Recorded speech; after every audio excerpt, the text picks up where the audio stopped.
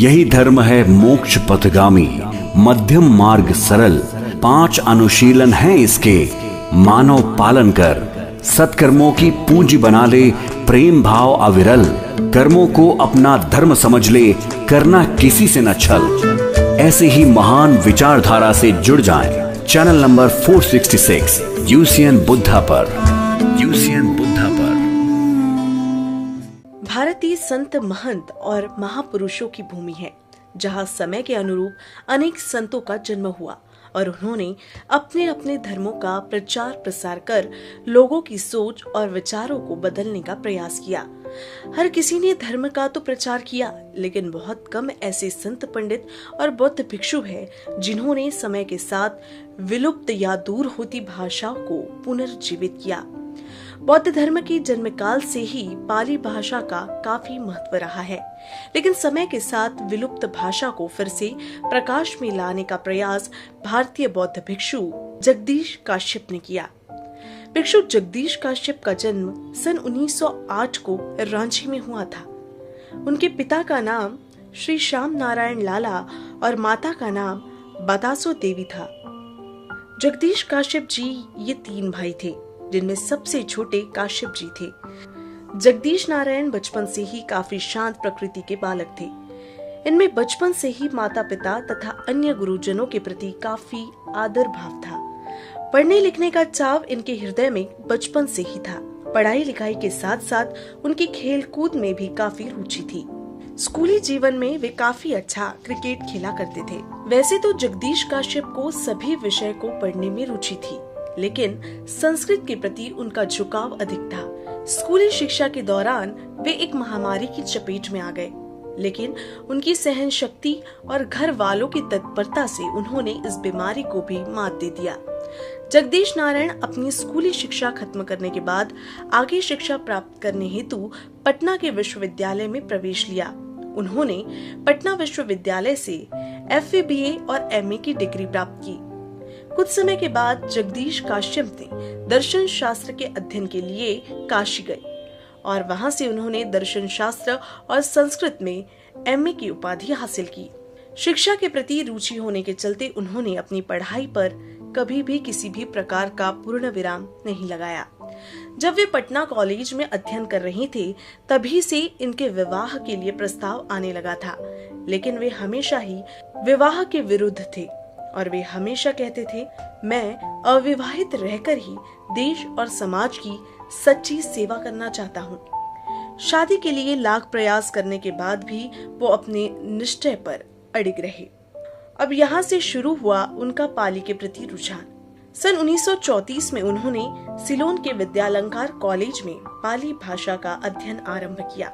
इसी दौरान उनका परिचय भारत के प्रसिद्ध विद्वान महापंडित राहुल संस्कृतायन से हुआ। तत्पश्चात उन्होंने बौद्ध धर्म स्वीकार करने का निश्चय किया, लेकिन घर वालों का इस निर्णय पर एकमत होना जरूरी था। घर वालों ने तो पहले इस निर्णय को नकार दिया, लेकिन बाद में घर वालों ने आज्ञा दे दी। सिलोन में ही जगदीश नारायण ने बौद्ध धर्म स्वीकार करके चीवर धारण किया और उनका नाम भिक्षु जगदीश काश्यप रखा गया। अब उन्हें लोग जगदीश नारायण नहीं बल्कि भिक्षु जगदीश काश्यप के नाम से पहचानने लगे। सिलोन में कई वर्षों तक रहकर भिक्षु जगदीश काश्यप पाली भाषा, साहित्य तथा बौद्ध दर्शन का अध्ययन, चिंतन और मनन करते रहे। कुछ समय बाद वे सिलोन से भारत आ गए और वे सारनाथ के मूलगंध कुटी विहार में रहने लगे। भिक्षु जगदीश काश्यप बौद्ध धर्म के प्रकांड पंडित रहे हैं। वे हिंदी, अंग्रेजी, संस्कृत तथा पाली भाषाओं के कई उच्च ग्रंथों के प्रणेता भी रहे हैं। इस दौरान सन 1940 में जगदीश काश्यप को त्रिपिटकाचार्य की उपाधि प्राप्त हुई। सन 1951 में नालंदा में पाली प्रतिष्ठान की स्थापना हुई और उस समय संस्था के संचालन हेतु सुयोग विद्वान की जरूरत थी। इस पद के लिए भिक्षु जगदीश काश्यप को योग्य समझा गया। फलतः जिस निष्ठा और लगन के साथ पाली प्रतिष्ठान को भिक्षु काश्यप ने घोर परिश्रम और कर्म निष्ठा का परिचय देते हुए सुव्यवस्थित तरीके से कार्य किया, जो एक महान पुरुष के लिए भी कर पाना संभव नहीं था। बौद्ध धर्म के मुख्य केंद्र होने के कारण काश्यप जी को राजगृह और नालंदा प्रिय स्थान थी, अतः उन्होंने नालंदा में ही अपना स्थायी निवास बनाने की योजना बनाई और स्टेशन के समीप ही उन्होंने जमीन ली और भवन का निर्माण किया। अपने निवास स्थान को ही उन्होंने अध्ययन कक्ष और ऊपर में शयन कक्ष और अतिथि कक्ष का निर्माण कराया। भिक्षु जगदीश काश्यप जी ने भारत में भी बौद्ध धर्म के प्रचार प्रसार हेतु कई कार्य किए। काश्यप जी के मार्गदर्शन में भारत के प्रथम राष्ट्रपति डॉक्टर राजेंद्र प्रसाद के हाथों नव नालंदा महाविद्यालय का शिलान्यास हुआ और इस महाविहार के भवन का उद्घाटन राष्ट्रपति डॉक्टर राधाकृष्णन के हाथों संपन्न हुआ। इतना ही नहीं, नालंदा के वांगसंग मेमोरियल भवन भी भिक्षु जगदीश काश्यप की ही दूरदर्शिता और उनके अनेक कार्य का प्रतिफल है।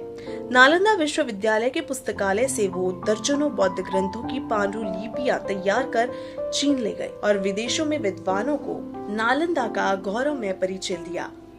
पूर्ण रूप से सुव्यवस्थित पाली शोध प्रतिष्ठान में अध्ययन अध्यापन कर कार्य जब निर्बाध चलने लगा, तब 50 भागों में त्रिपिटक तथा पाली में लिखित अन्य ग्रंथों के देवनागरी लिपि में रूपांतरित कर प्रकाशित करने की योजना काश्यप जी ने तैयार की, जिसे सरकार ने स्वीकार कर लिया। इतना ही नहीं, देवनागरी लिपि में रूपांतरित त्रिपिटक के 41 खंड इनके संपादत्व में ही प्रकाशित हुआ।